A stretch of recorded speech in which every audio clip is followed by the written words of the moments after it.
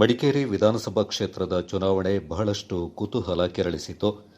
ಒಂದು ಕಡೆ 5 ಬಾರಿ ಗೆದ್ದ ಅಪ್ಪಚ್ಚು ರಂಜನ್, ಮತ್ತೊಂದು ಕಡೆ ಕಳೆದ ವಿಧಾನ ಪರಿಷತ್ ಚುನಾವಣೆಯಲ್ಲಿ ವಿರಚಿತ ಸೋಲು ಕಂಡ ಕಾಂಗ್ರೆಸ್ ಅಭ್ಯರ್ಥಿ ಯುವ ನಾಯಕ ಡಾ ಮಂತರಗೌಡ, ಜೆಡಿಎಸ್ ಪಕ್ಷದ ಅಭ್ಯರ್ಥಿ ನಾಪಂಡ ಮುತ್ತಪ್ಪ, ಎಸ್ಡಿಪಿಐ ಅಭ್ಯರ್ಥಿ ಅಮೀನ್ ಮೊಯ್ಸಿನ್ ಹಾಗೂ ಇತರೆ ಅಭ್ಯರ್ಥಿಗಳು ಚುನಾವಣೆಯ ಕೊನೆಯ ಕ್ಷಣದಲ್ಲಿ ಜೆಡಿಎಸ್ ಅಭ್ಯರ್ಥಿ ನಾಪಂಡ ಮುತ್ತಪ್ಪ ತಟಸ್ಥವಾದ ಕಾರಣ ನೇರ ಸ್ಪರ್ಧೆ ಬಿಜೆಪಿ ಕಾಂಗ್ರೆಸ್ ಅಭ್ಯರ್ಥಿಗಳ ನಡುವೆ ಕದನ ನಡೆಯಿತು.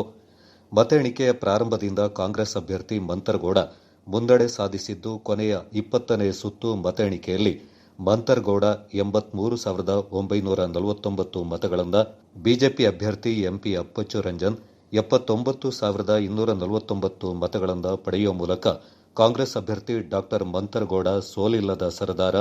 ಅಪ್ಪಚ್ಚು ರಂಜನ್ ಅವರಿಗೆ 4,520 ಮತಗಳ ಅಂತರದಿಂದ ಸೋಲಿನ ರುಚಿಯನ್ನು ನೀಡುವ ಮೂಲಕ ಗೆಲುವಿನ ಪತಾಕೆಯನ್ನು ಹಾರಿಸಿದ್ರು.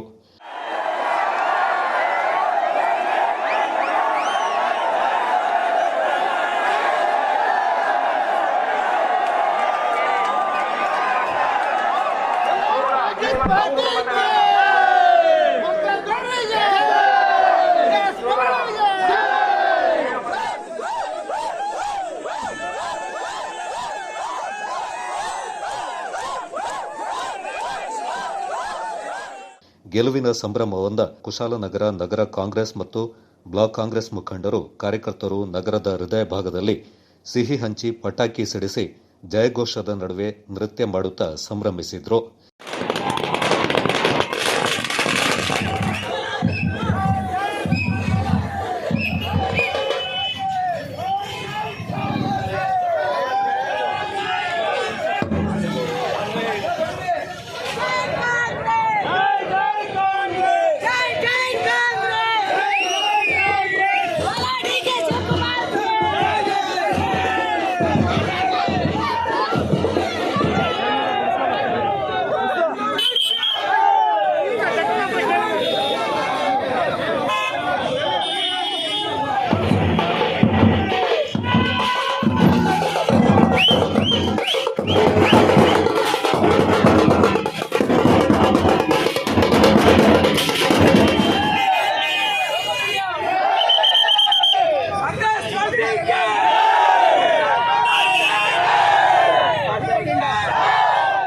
ಈ ಸಂದರ್ಭ ಪಕ್ಷದ ಸ್ಥಳೀಯ ಮುಖಂಡರು, ನೂರಾರು ಕಾರ್ಯಕರ್ತರು ಪಾಲ್ಗೊಂಡಿದ್ರು.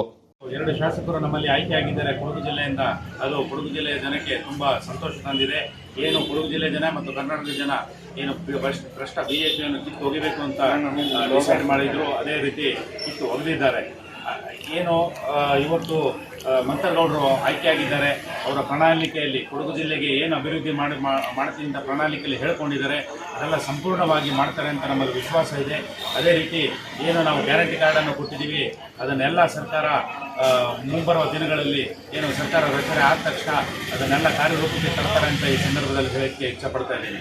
ಅದೇ ರೀತಿ ಕುಶಾಲನಗರದಲ್ಲಿ ಏನು ಜನ ನಮ್ಮ ಪಕ್ಷಕ್ಕೆ ಮತವನ್ನು ಅತ್ಯಧಿಕ ಪ್ರಮಾಣದಲ್ಲಿ ಮತವನ್ನು ಕೊಟ್ಟು ಗೆಲ್ಲಿಸಿದ್ದಾರೆ. ಕುಶಾಲನಗರದ ಎಲ್ಲ ಜನತೆಗೆ ನಾನು ಆಭಾರಿಯಾಗಿರ್ತೇನೆ. ಅದೇ ರೀತಿ ಕುಶಾಲನಗರದ ಎಲ್ಲ ಜನತೆಗೆ, ನಮ್ಮ ಪರವಾಗಿ ನಿಂತ ಎಲ್ಲ ಜನತೆಗೆ ಅಭಿನಂದನೆಗಳನ್ನು ಹೇಳಿದ್ವಿ. ಏನು ಮತ ಕೇಳುವ ವೇಳೆ ಎಲ್ಲ ಮನೆಗೆ ಹೋಗಿ ನಾವು ಏನು ಮಲ್ಟಿ ಸ್ಪೆಷಾಲಿಟಿ ಹಾಸ್ಪಿಟಲ್ ಇದರಲ್ಲಿ ಜಿಲ್ಲಾ ಕೇಂದ್ರದಲ್ಲಿ ತೆರಬೇಕು ಅಂತ ಏನು ಉದ್ದೇಶ ಇತ್ತು, ಅದನ್ನು ಬಿಜೆಪಿ ಸರ್ಕಾರ ಅದಕ್ಕೆ ಮನ್ನಣೆಯನ್ನು ಕೊಡಲಿಲ್ಲ. ಅದೇ ರೀತಿ ಡಾಕ್ಟರ್ ಮಂತರಗೌಡ ಅವರು ಮತ್ತು ಪೊನ್ನಣ್ಣ ಅವರು ಸರ್ಕಾರದ ಜೊತೆ ಮಾತಾಡಿ ಕೊಡಗಿಗೆ ಮಲ್ಟಿ ಸ್ಪೆಷಾಲಿಟಿ ಹಾಸ್ಪಿಟಲನ್ನು ತರಬೇಕು ಅಂತ ಹೇಳಿಕೊಂಡು ಕೊಡಗಿನ ಜನಗಳ ಅಭಿಲಾಷೆ ಇತ್ತು. ಅದೇ ರೀತಿ ನಮ್ಮ ಸರ್ಕಾರ ಬಂದಿದೆ. ಕೊಡಗಿನಲ್ಲಿ ಮಲ್ಟಿ ಸ್ಪೆಷಾಲಿಟಿ ಹಾಸ್ಪಿಟಲನ್ನು ಅವರಿಬ್ಬರು ಸೇರಿ ಓಪನ್ ಮಾಡ್ತಾರೆ ಅಂತ ಈ ಸಂದರ್ಭದಲ್ಲಿ